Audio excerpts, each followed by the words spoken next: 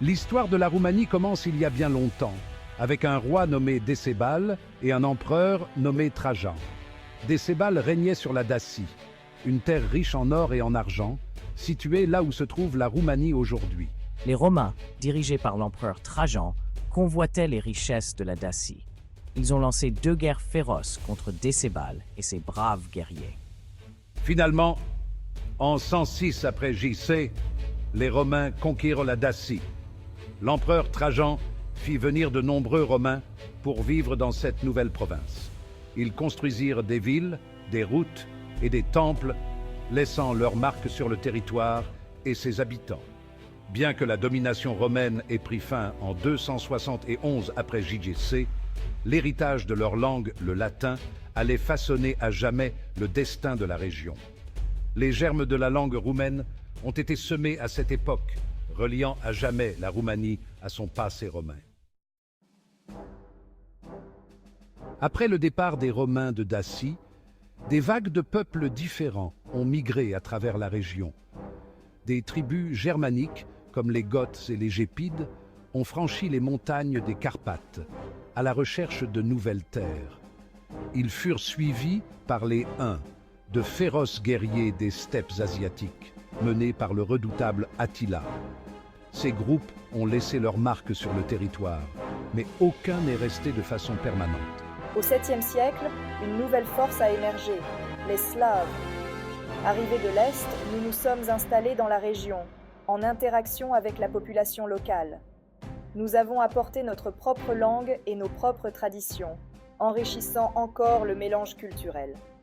Nous avons également apporté avec nous une nouvelle foi, le christianisme, qui a commencé à se répandre parmi la population. Au IXe siècle, une grande partie de la région a été intégrée au Premier Empire bulgare, une force puissante en Europe du Sud-Est. Cette période a vu la fusion du latin, du slave et d'autres influences, façonnant la langue et l'identité roumaine. Le Xe siècle voit l'arrivée des Hongrois, un peuple nomade venu de l'Est. Ils conquièrent la partie occidentale de la Roumanie actuelle, connue sous le nom de Transylvanie. Les Hongrois établissent leur propre royaume et font venir des colons d'autres régions d'Europe, notamment des Allemands et des Séclaires. La Transylvanie devient un creuset de culture où vivent côte à côte Roumains, Hongrois, Séclaires et Allemands.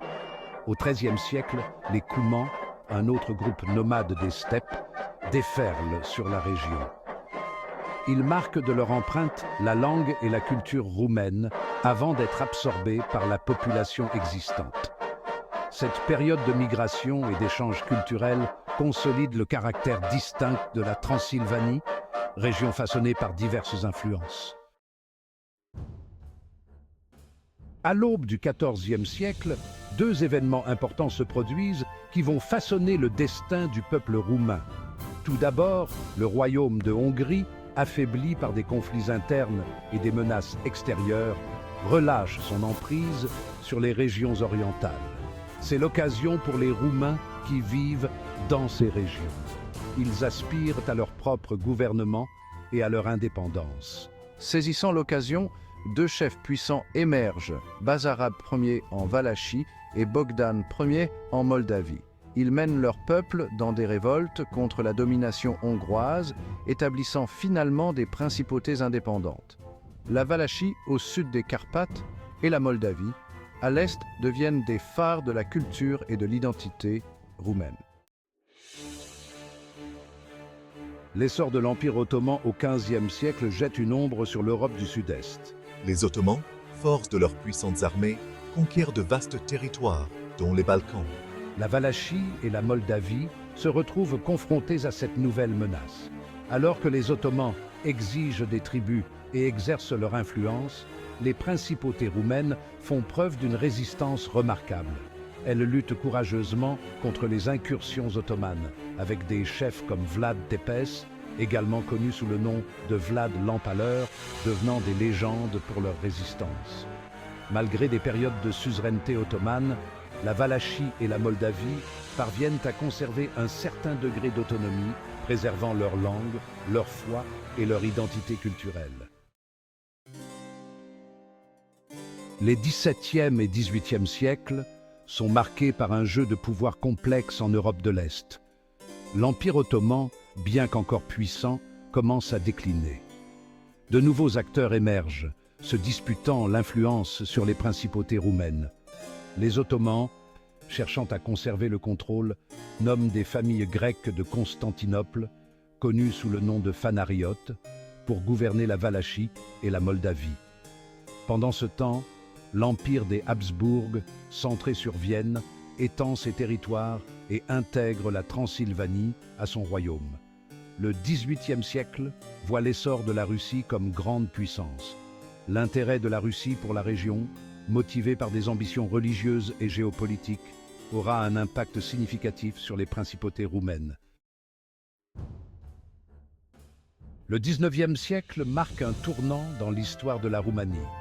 Inspiré par les idéaux des Lumières et la vague de nationalisme qui déferle sur l'Europe, les Roumains aspirent à l'unité et à l'indépendance. Le moment est venu de changer. En 1859, un événement capital se produit, l'union de la Moldavie et de la Valachie sous un seul et même dirigeant, Alexandru Ioan Cuza. Cette union, témoignage du destin commun des deux principautés, jette les bases de l'État roumain moderne. Le règne de Cuza est marqué par d'importantes réformes, notamment l'abolition du servage, qui propulse la Roumanie sur la voie de la modernisation. En 1877, la Roumanie déclare son indépendance totale vis-à-vis de l'Empire ottoman, affirmant ainsi sa place de nation souveraine sur la scène européenne. Le XXe siècle apporte son lot de victoires et de tragédies à la Roumanie. Après la Première Guerre mondiale, la Transylvanie, avec son importante population roumaine, s'unit à la Roumanie, réalisant ainsi le rêve d'une grande Roumanie. Cependant, cette période d'unité et de prospérité est de courte durée. La Seconde Guerre mondiale entraîne de nouvelles pertes territoriales et l'instauration d'un régime communiste soutenu par l'Union soviétique. Sous le régime communiste, la Roumanie connaît des décennies de répression et de difficultés économiques.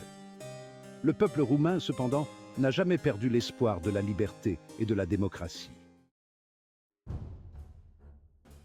L'année 1989 est marquée par une vague de révolution qui déferle sur l'Europe de l'Est, renversant les régimes communistes et ouvrant une nouvelle ère de liberté. La Roumanie, elle aussi, connaît sa propre révolution, témoignage de l'esprit indomptable de son peuple. La révolution roumaine, bien que marquée par la violence et les sacrifices, conduit à la chute de la dictature de Nicolae Ceausescu. Débarrassée des chaînes du communisme, la Roumanie s'engage sur une nouvelle voie, celle de la démocratie et de l'économie de marché. La transition ne s'est pas faite sans heurts, mais le peuple roumain, avec sa résilience et sa détermination, a reconstruit sa nation. En 2007, la Roumanie franchit une nouvelle étape historique. Elle adhère à l'Union européenne, marquant ainsi son retour au sein de la famille européenne des nations. L'adhésion à l'UE a entraîné une croissance économique et des opportunités pour le peuple roumain. La Roumanie reste cependant confrontée à des défis, tels que la corruption, les disparités économiques et la nécessité de poursuivre la consolidation démocratique. Malgré ces défis, la Roumanie se trouve à la croisée des chemins, prête à jouer un rôle de plus en plus important au cœur de l'Europe. Le peuple roumain, fort de sa riche histoire et de son esprit d'entreprise, regarde l'avenir avec espoir et détermination, prêt à saisir les opportunités qui s'offrent à lui.